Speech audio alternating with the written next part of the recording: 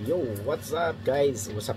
Pag-usapan natin tong impeachment case laban kay Sara Duterte guys. Diyos ko mio marimar. So, para sa akin guys, itong impeachment na to ay medyo malhabong matuloy.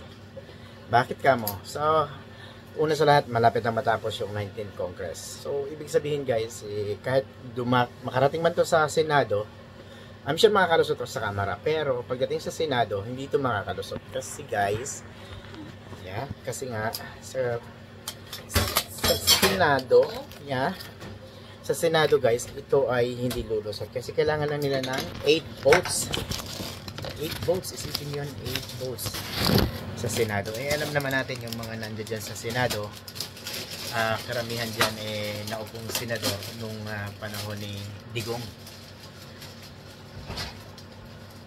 Diba? So, yung mga karamihan dyan, sigurado, buboto yan, pabor na hindi ma-impeach si Sara. So, pag-usapan natin, sino-sino ba yung mga senador na yan?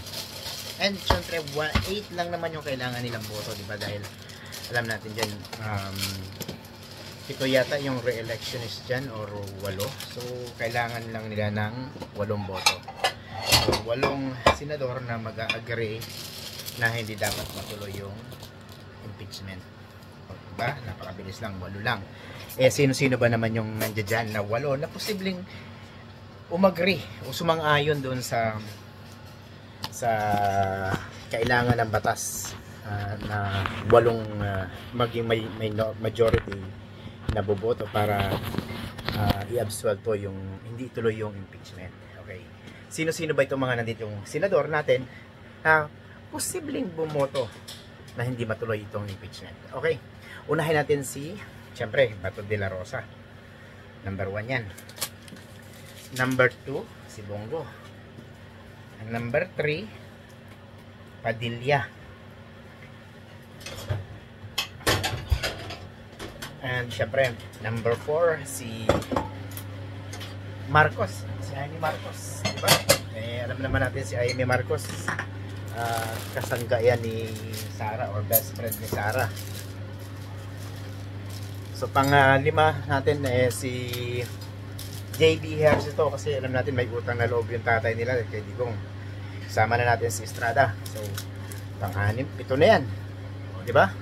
Sino pa? Si Cayetano, yung mag-asawa, si Alan Peter Cayetano, tsaka yung asawa niya. So 9 na yan. Idagdag pa natin si Francis Tolentino, 10.